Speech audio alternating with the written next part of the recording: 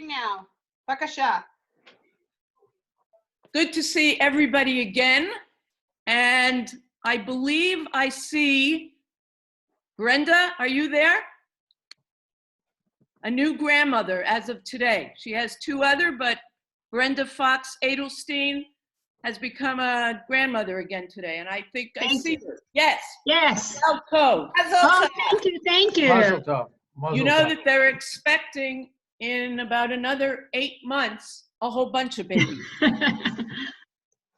Anyway, I hope everybody's had a good week, as good as it can be. But actually, we're beginning to feel that we should get used to the pluses of having to be in our homes and with our loved ones 24 hours a day, right? Right, okay. So, one of the things I've been doing is looking outside my window, catching a few interesting happenings. One of them was actually last Friday night. I heard what sounded like noises coming out of the window from my bedroom, and I went there, and it was actually, as I opened the window, was a group of men who were standing a good distance from each other. And what were they doing? In the parking lot, Kabbalat Shabbat. Now you might ask why I didn't go down to join them, because I would have braved going down. However, they had just said what I thought was that people that are over, well, a certain age should not really be outside.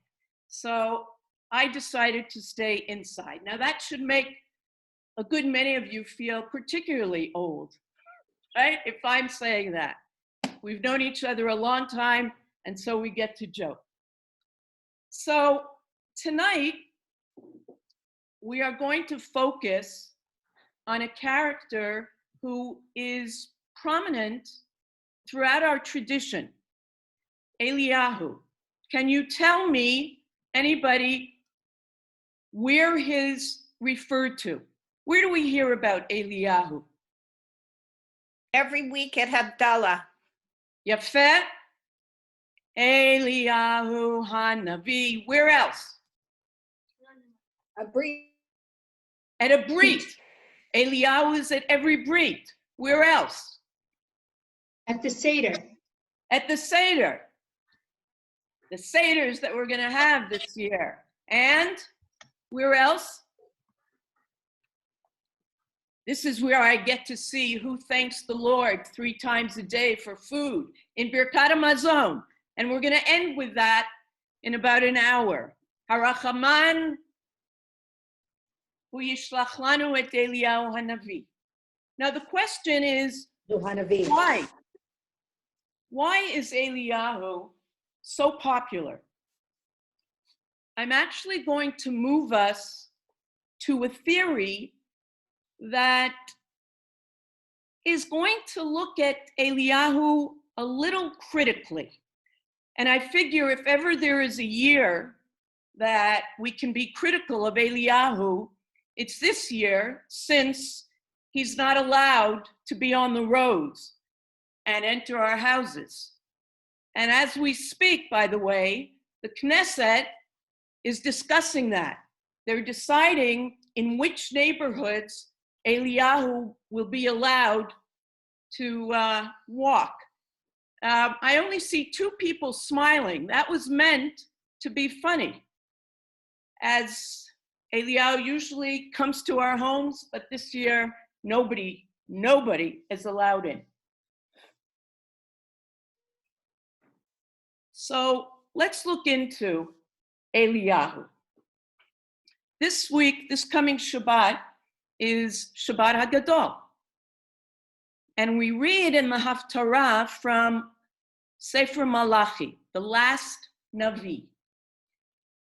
And in a moment, we're going to see a text.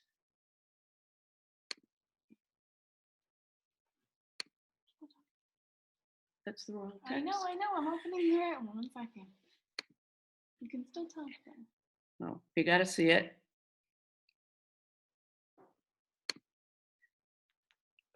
Okay. If you share, don't you have to share? I know. I'm sorry, hold on, guys.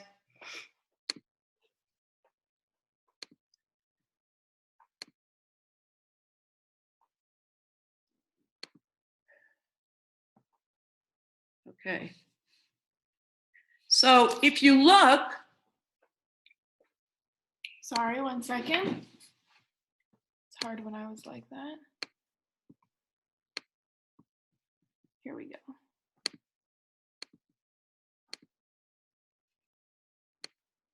Does everyone see? Thumbs up? that's the wrong one. Okay. Go down. Okay, thank you.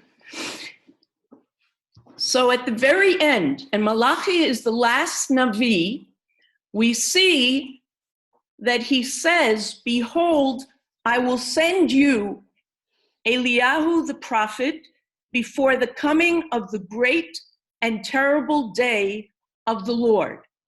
What is this referring to? Referring to when the Mashiach is going to come and there will be the ultimate redemption of all of humanity. And then it goes on in the last pasuk to say the more interesting part. And he, Eliyahu, shall turn the heart of the fathers to the children, and the heart of the children to their fathers, lest I come and smite the land with utter destruction. In other words, the Mashiach and Geula is not going to come until there is peace between the generations, between children and their parents, and parents and their children. Now, please suggest to me, why do parents and children need usually reconciling? What usually causes conflict between parent and child?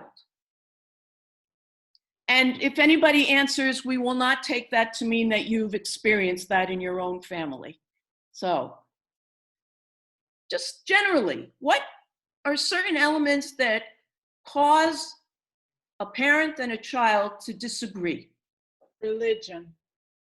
Religion in what way, Linda? Observance, degree of observance, following the path. Okay, all right.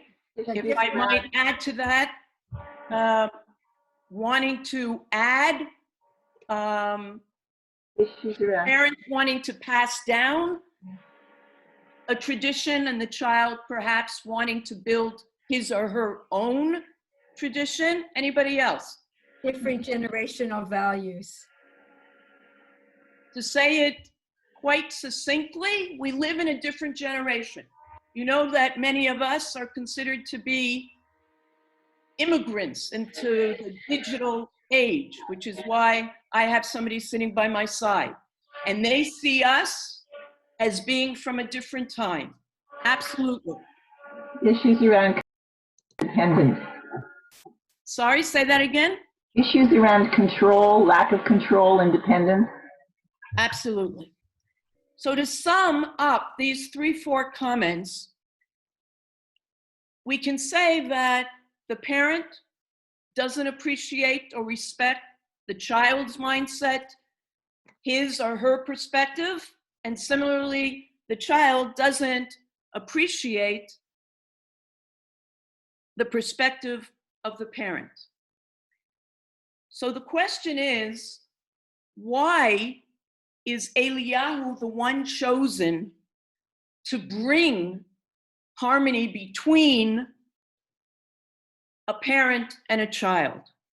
Now, in the text, in the Hebrew, you'll see that it says, Veheshiv lev avot al banim, fathers to their children. Av and Ben here are going to be taken in the neutral sense, as a parent and as a child. And you'll see why I say that in a moment. So I'm going to ask again, why is Eliyahu the one chosen to bring about this harmony? Well, as we explore the Eliyahu narrative, we will see that unlike Moshe, whom we said last week is both a shaliach shel Hashem, he is a messenger of God, and also shaliach tzibur, the messenger of the community. Eliyahu was perceived to really only show respect to God. He was considered the Navi, the father was God, and the child Bnei Yisrael. We're going to see that Eliyahu was not particularly attuned to his children, the nation of Israel. Now, as we open to text 17, you might be wondering already, if I'm suggesting that we can look at Eliyahu negatively, why would this be the character that we welcome into our not only home at the Seder, but to every Brit? We mention him every Motzei Shabbat and 3 times a day during Birkat Hamazon. It might sound a little odd. Would you want to welcome somebody in who perhaps isn't the best? If there is another character or another Navi that both respects God and his people, Moshe, Jeremiah, why Eliyahu? And I hope that by the time we end tonight, that you will appreciate at least the one theory. Now, I promise you that I'm not going to destroy Eliyahu for you, because I think that he has a very, very important character and position. But just to be devil's advocate tonight. Okay, so we're going to meet Eliyahu now, and when we meet him, it is at a time when Achav and Izebel, Ahab and Jezebel, are ruling the northern kingdom of Israel, 9th century BCE. And it is a time of particular religious decline, and idolatry is surrounding everyone. And as we know, it is the job of the Navi to rebuke, give words of tochecha to his people who are meant to be ne'emanim ladonai, to be loyal to God. So at this point, imagine that he has had it, Eliyahu, and he is now going to speak with Ahab. And Elijah the Tishbite, who was of the settlers of Gilead, said unto Ahab, as the Lord, the God of Israel liveth, before whom I stand, there shall not be dew nor rain these years, but according to my word. So what is Eliyahu threatening here? What's going to happen or not happen?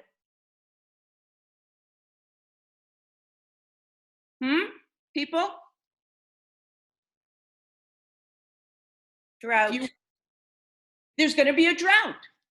Eliyahu is announcing, because of your behavior, there is not going to be rain, and elsewhere we'll see, for 3 years. Not 1, not 2, but for 3 years. Now we know that God in the Shema says, if you don't do such and such, there will not be rain. So Eliyahu is thinking to himself, God won't mind if I make this announcement. We go on to Pasuk Bet.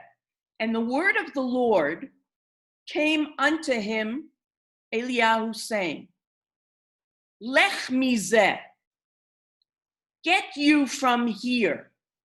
and turn eastward and hide yourself by the brook of Karit.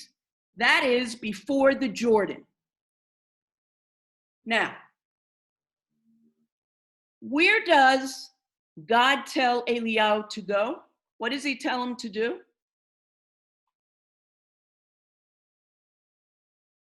Simple answer. Where does he tell him to go? To the brook, Crete. To create.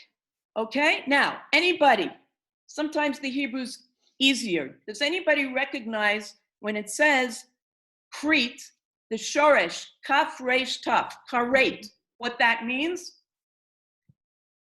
Well, he's telling him to go to the Vadi Karit, which means cut off, excommunicated. So what we're getting here is a sense maybe God is not condoning what he has just said. You know, God doesn't, with certain Nevi'im, let me just say this, by the way, he doesn't necessarily always, at every instance, tell the prophet, do this, do that. He puts faith in the prophets, which might explain that sometimes the prophet might do something and God is not so crazy about what he's doing, but he will not stop him in front of everybody because it would harm the status of the prophet. So let's be clear about that. It's not just me, perhaps, that's going to be critical of Eliyahu, but together with me, God might also be critical of him. So not only with the metaphor here of him telling to go to that brook, but he doesn't just say, turn eastward and hide yourself there. But the first two words in the Hebrew, lech mizeh, go from here. What might God be trying to say there? Separate yourself, Eliyahu, from the cruelty that you have achieved in withholding rain. Now, you could say, couldn't God stop it? But I just told you, God doesn't act that way. So, God is already letting Eliyahu know, I'm not thrilled with what you've done here, but that's between you and me. Pasuk 4, Dalet. And it shall be that thou shalt drink of the brook. Yes, Eliyahu is going to be able to drink. And I have commanded the ravens to feed you there. So he went and did according unto the word of the Lord, for he went and dwelt by the brook Karit, that is before the Jordan. And the ravens brought him bread and flesh in the morning, and bread and flesh in the evening, and he drank of the brook. Now, 2 points. How would you describe a raven? What do you know about ravens? Anybody? They're kind of nasty. They're kind of nasty. They are considered cruel, not pleasant, selfish. So the question is, of a few questions, why would God purposely have a raven bring food to Eliyahu? An Eliyahu that he is not, God, particularly thrilled with at this moment. Maybe so Eliyahu will look at himself as being similar to a raven in what he's commanded. Okay, maybe to point out, you see a raven coming to you, you know it's cruel, maybe you'll think, gee, am I like that raven? Anything else?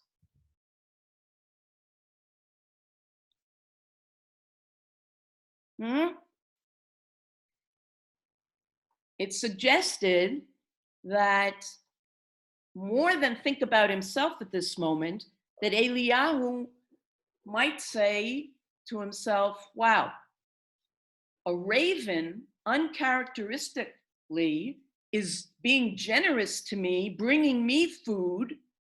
That means that the raven changed. So maybe I have to be more tolerant of whom? Am Yisrael. Am Yisrael. Maybe they are capable of change. So that's one point. Now, what do the ravens bring, Eliyahu? What did it say there again that they brought him twice a day?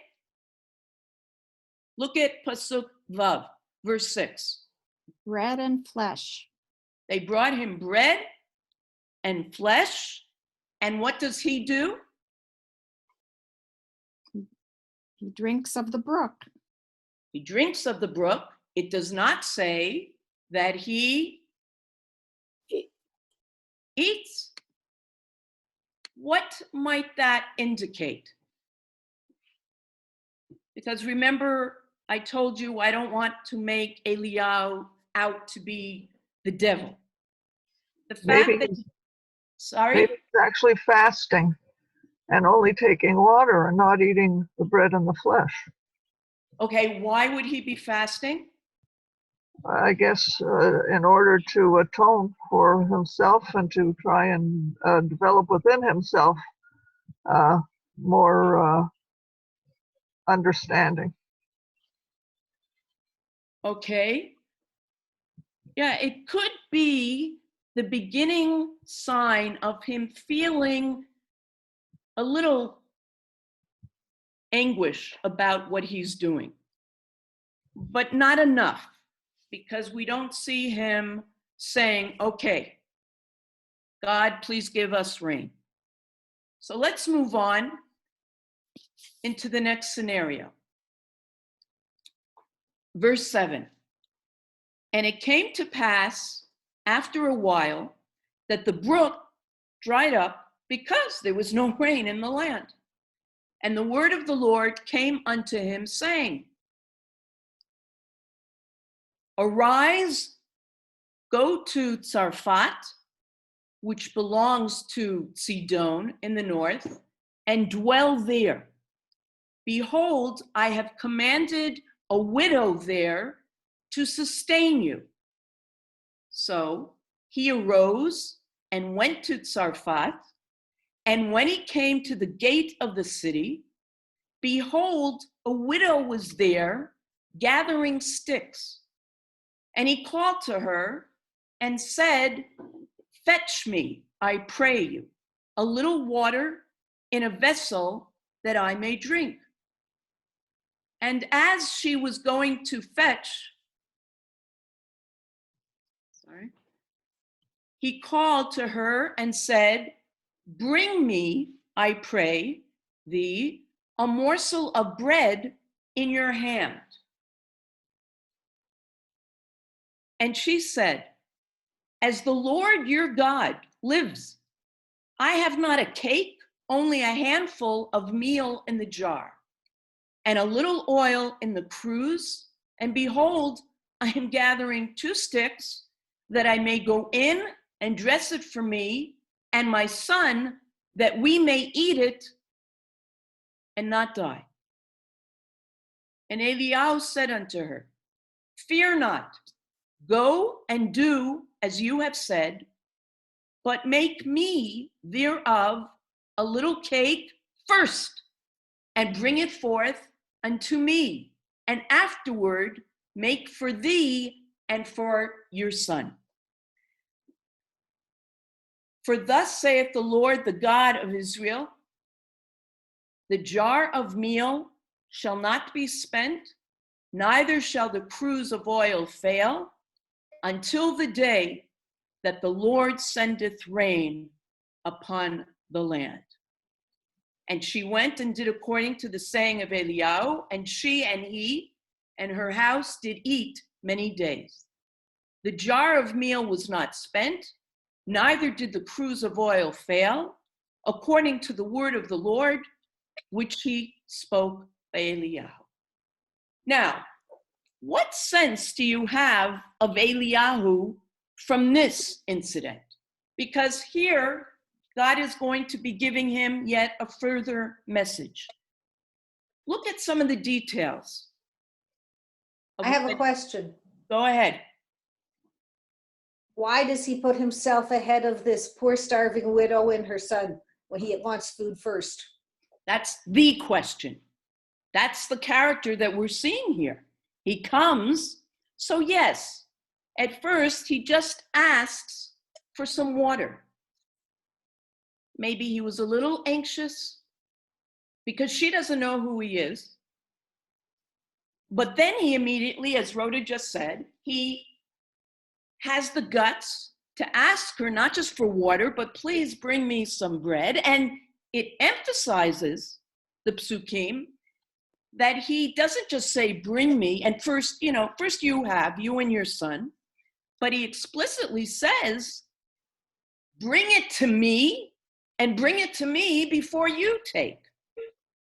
Again, this is a character that we would want to invite to a brit, to a seder. What is this all about? He's making sure, he does tell her not to fear. Okay, but who is he most concerned with? I just want to hear you say it. Who is he most concerned with? Himself. Now, what is the difference between the first experience at the brook and this experience? Because we're going to see a gradual progression of him trying to begin to see things. So what is a difference between the brook with the ravens and here with the widow and her son? He's eating. He's actually doing the reverse of what we're told to do in other places. He's having the widow look after him as opposed to him looking after the widow. That's number one. And I also think that he is putting her to a test at this instant, just as Rebecca was put to the test. Yefeh. Now, why would he be testing her? You're absolutely right with that he, in no way, he knows better. A Navi, that's what the Nevi'im get most angry at with the Bnei Israel, when they keep giving sacrifices, but they don't know how to treat a widow and an orphan and a poor person. Okay, but why would he be testing her?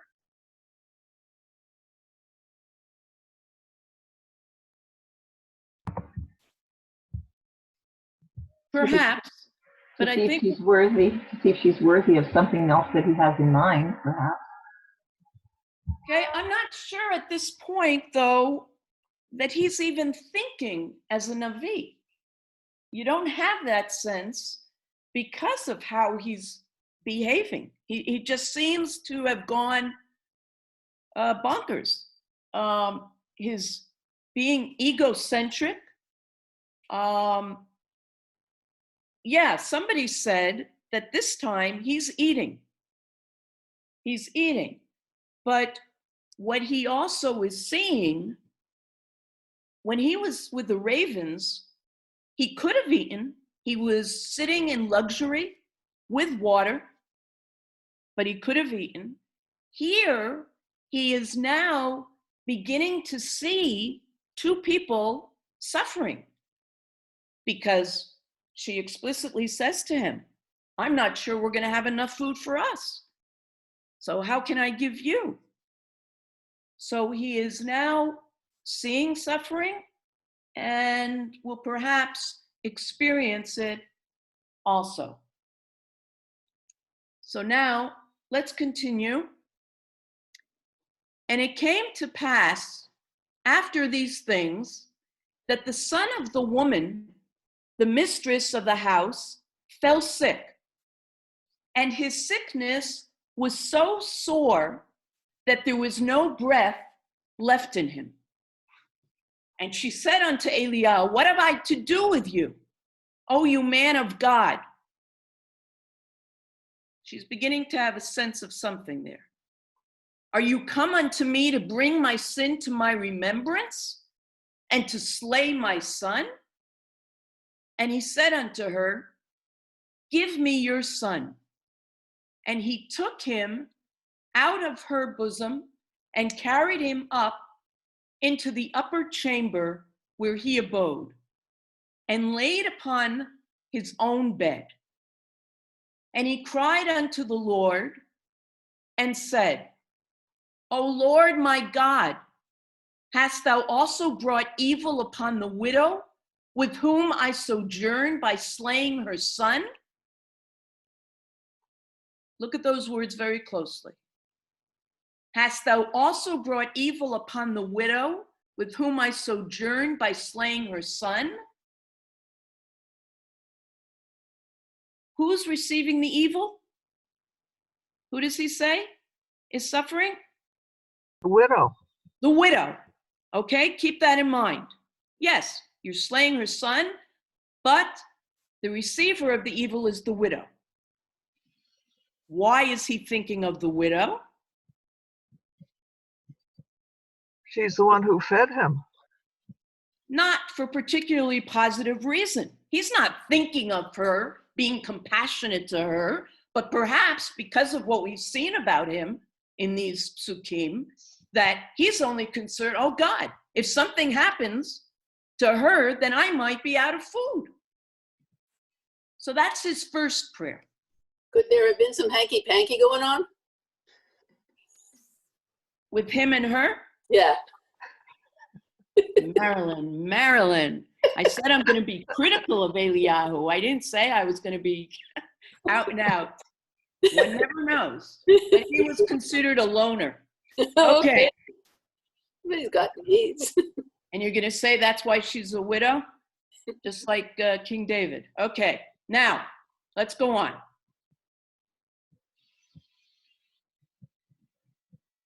And he stretched himself. He's now going to pray for the second time. The first one didn't work when he cries out to the Lord. Verse 21. And he stretched himself upon the child 3 times and cried unto the Lord and said, O Lord my God, I pray thee, let this child's soul come back into him. And the Lord hearkened unto the voice of Eliyahu, and the soul of the child came back into him, and he revived. This is, by the way, the first instance of CPR in the world. And the Lord hearkened unto the voice of Eliyahu, and the soul of the child came back into him, and he revived.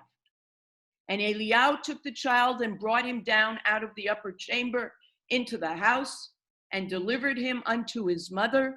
And Eliyahu said, see, your son lives. And the woman said to Eliyahu, now I know that thou art a man of God, and that the word of the Lord in your mouth is truth. Now, why did the second prayer work? Look closely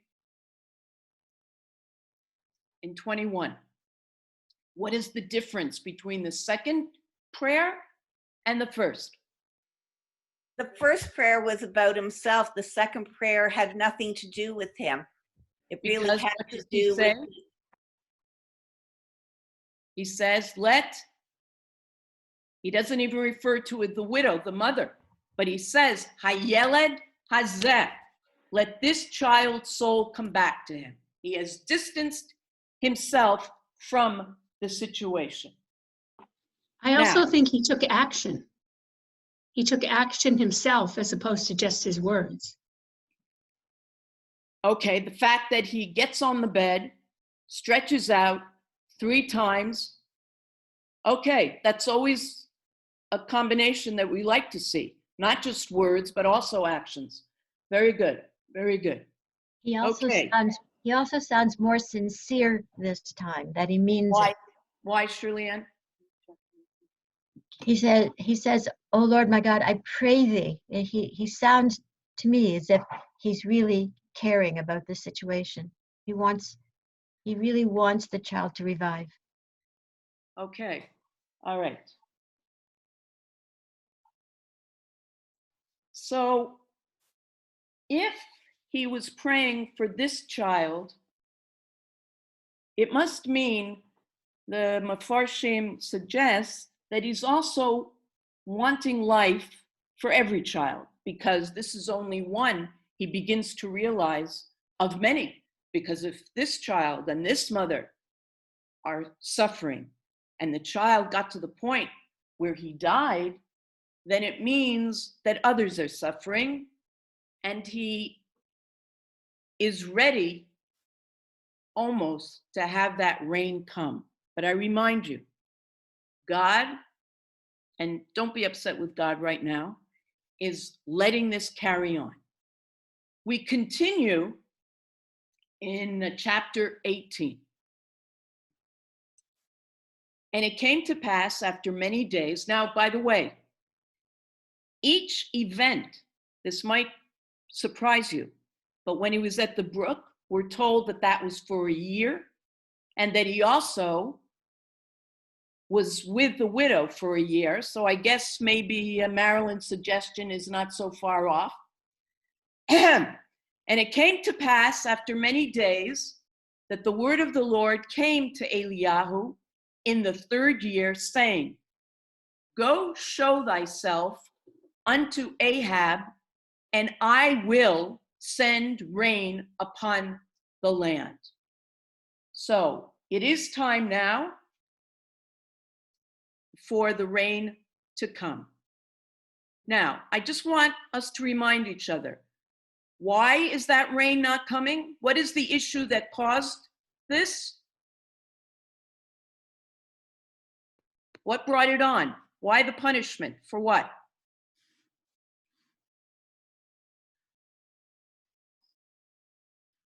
Praying to idols.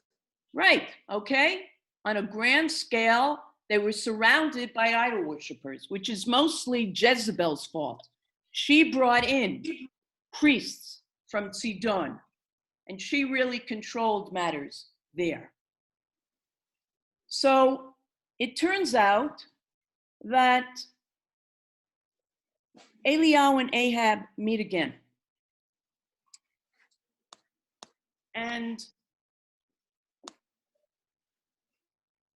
in verse 17, and it came to pass when Ahab saw Eliyahu, that Ahab said unto him, remember, he hasn't had a discussion with him since this drought began, "Is it you, the troubler of Israel?" And Eliyahu answered, "I have not troubled Israel, but it's you and your father's house, in that you have forsaken the commandments of the Lord, and you have followed the Baalim," an idol, Baal. So now Eliyahu is going to suggest to Ahab that they have a bit of a competition. "Now therefore send and gather to me all Israel unto Mount Carmel, and the prophets of Baal 450, and the prophets of Asherah 400, that eat at Jezebel's table." And Ahab sent unto all the children of Israel, and gathered the prophets together unto Mount Carmel. And Eliyahu came near unto all the people, and said, "Ad matai atem poschim Pesach al shtei haseifim?" And he says to them, to Bnei Israel, "How long are you going to be going between two opinions?" We saw this last week with Moshe. The Bnei Israel are constantly, one minute they're believing faithfully in God, and the other minute they're complaining, or worse, they're believing in idols. And Eliyahu says it's enough. Now, of course, Ahab and Jezebel are to blame, because if they weren't doing that, there wouldn't be the influence on the others, perhaps. But Eliyahu is making it quite clear that he says it is time for you to make up your minds. You can't have it both ways. So he suggests, if the Lord be God, follow him. But if it is Baal, so follow him. But you can't have it both ways. And the people answered him not a word.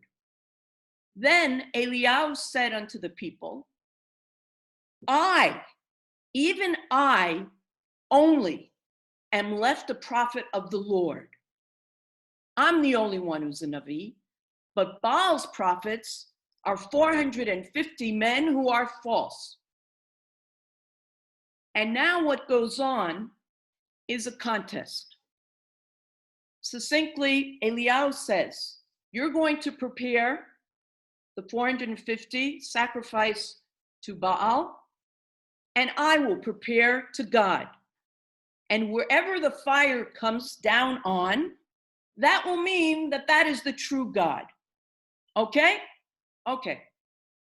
So, not wanting to read this lengthy story on Mount Carmel, the Baalim, 450, they go first, and their Baal does not answer. And Eliyahu even mocks them and says, try again, maybe he's sleeping. Nothing happens. And sure enough, when it's his turn, as we look at verse 38, then the fire of the Lord fell and consumed the burnt offering and the wood and the stones and the dust and licked up the water that was in the trench. And when all the people saw it, they fell on their faces and they said, the Lord, he is God, the Lord, he is God. I'm willing to bet that if you look at the Hebrew, it will now sound familiar because we sing it when Adonai hu Elohim, Adonai hu Elohim. When do we say that? Yom Kippur. At the end of Yom Kippur. Okay, so having seen what happens, they realize, at least for the moment. And Eliyahu said unto them, he's not satisfied. Take the prophets of Baal, let not one of them escape. And they took them, and Eliyahu brought them down to the brook Kishon and slew them there. Now, what do you make of that ending? It could have ended, Eliyahu was satisfied that his people have finally said, God is the one, God is the one. But he takes it a step further. Whether it's he with the help, because it's suggested that certainly not all of Bnei Israel would have gone to the Kishon to kill these 450. And Eliyahu perhaps wouldn't have wanted them to be responsible for that. But certainly a few chosen must have helped him, or how else would they have been able to kill? The Hebrew is even stronger. It says, Vayishchatem sham, that they just slaughtered them. Anybody have something to say about the way this episode ends?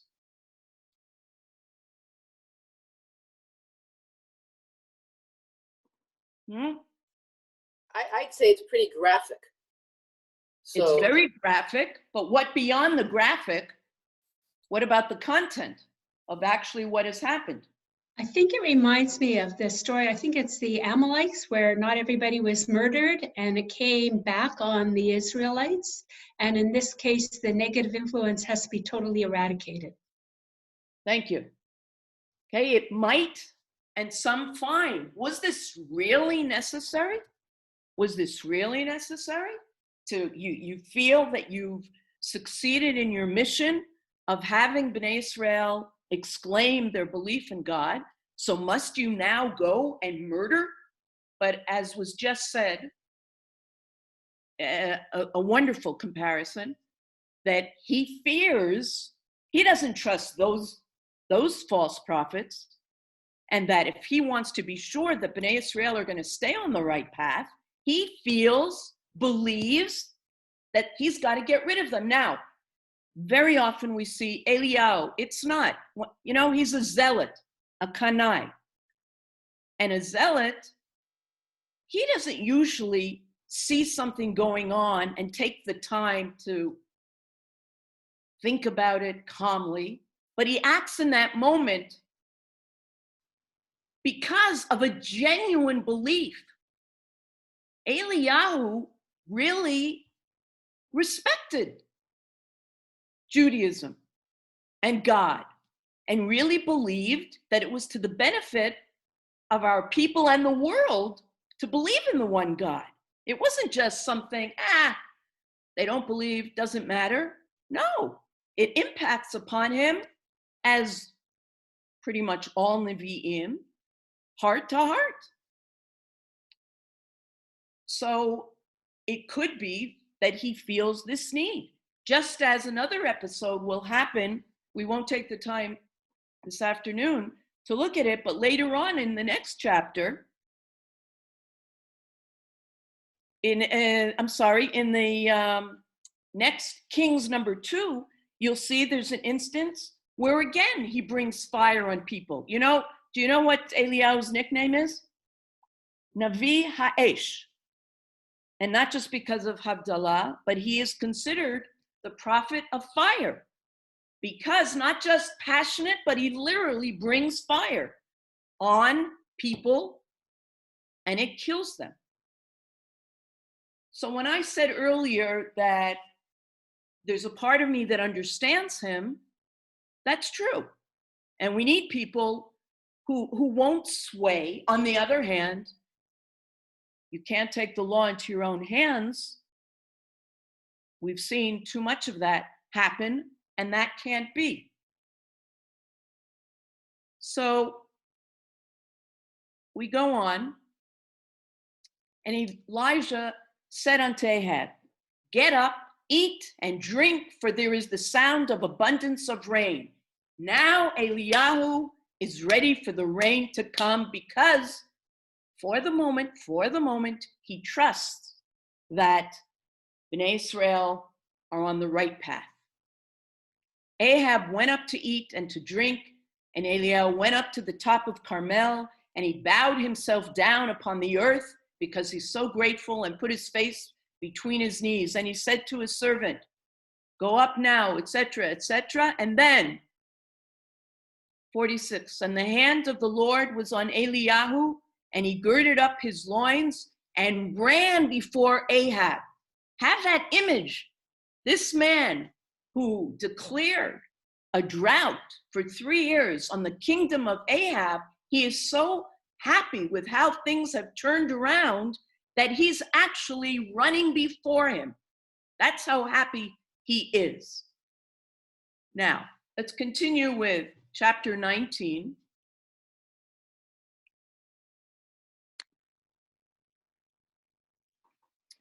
I keep saying for the moment, because Eliyahu knows the history of Bnei Israel, and he fears, as happy as he was, that this is not going to last forever. Not only that, when Ahab tells Jezebel all that Eliyahu has done,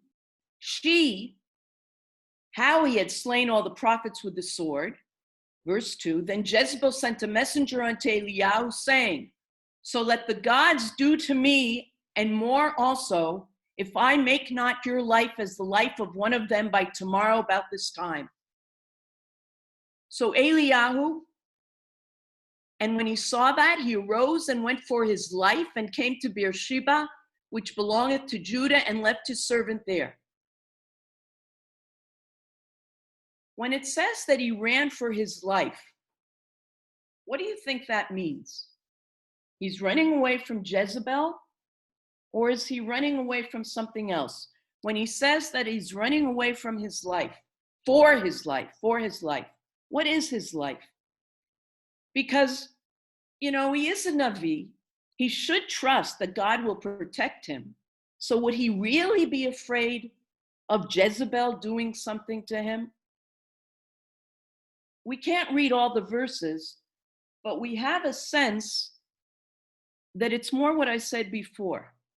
that Eliyahu doesn't really trust Bnei Israel, but more importantly here, he's beginning to feel a little more humble in that he begins to think, I'm not succeeding. I'm really not. If Jezebel and Ahab are still on the warpath with me, then they haven't changed.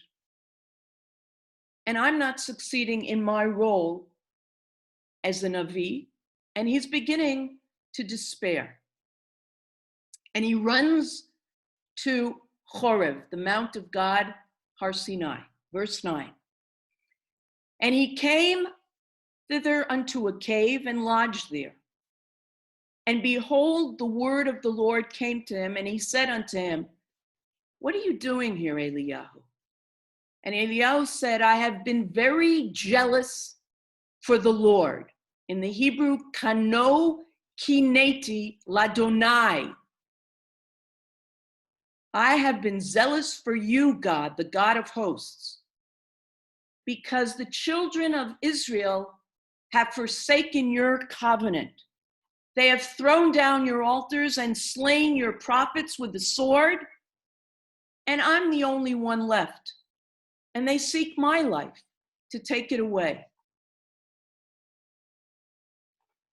And he said, God, to him, go forth and stand upon the mount before the Lord. And behold, the Lord passed by, and a great and strong wind rent the mountains and broke in pieces the rocks before the Lord. But the Lord was not in the wind, and after the wind, an earthquake. But the Lord was not in the earthquake. And after the earthquake, a fire. But the Lord was not in the fire. And after the fire, a still, small voice. What is the message that Eliyahu is being given by God? God says, do you see me in the earthquake? Do you see me in fire? No. You can see me in a still, small voice. Kol dmama. And perhaps Eliyahu points out to him, your being zealous for me has taken you beyond your position. Are you really right anymore to be a Navi? Because part of the Navi's job is to understand his people, speak on their level, and be attuned to what they're feeling, as Moshe and Yirmiyahu and Yeshayahu were. But Eliyahu clearly says to God, I've only thought of you. I've been zealous for you. And he puts down his people. And a leader who doesn't relate to his people can no longer be the leader. And I am not thinking of anything but this situation right now. And there's a Mechilta, a Perush, that says, going back to our opening pasuk from Malachi, Eliyahu claimed only the honor of God. And that is why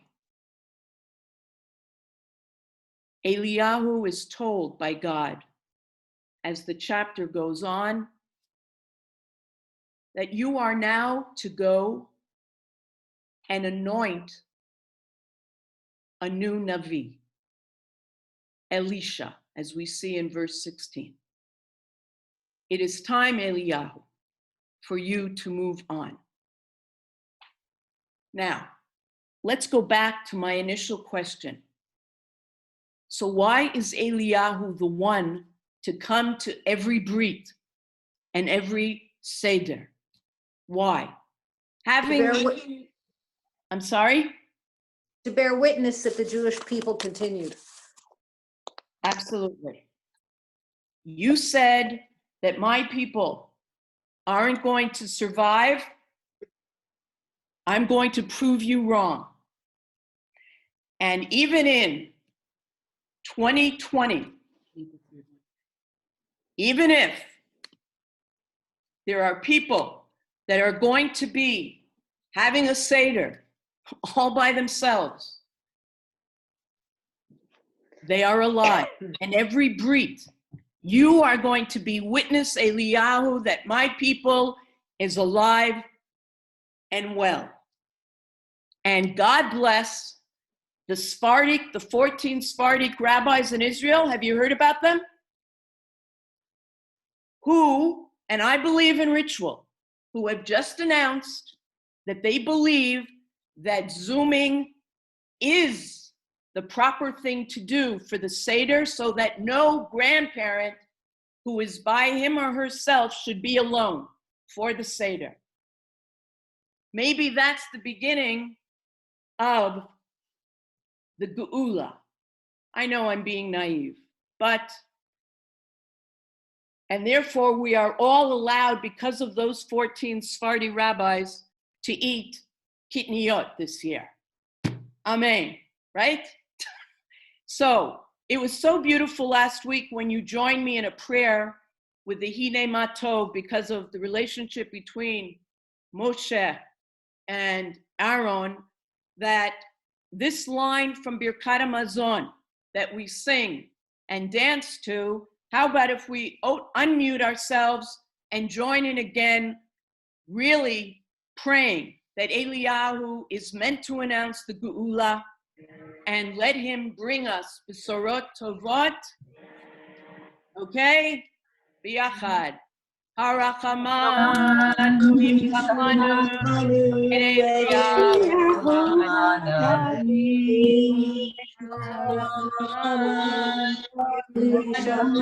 Eliyahu Hanavi Zachor Latov. Yivaser lanu lanu. Yivaser lanu. Yivaser lanu. Zorot Tovot Yeshuot Benemot. May it be. It's been great being with you. Have a wonderful week. Thank you. Wonderful. Thank you. Thank you.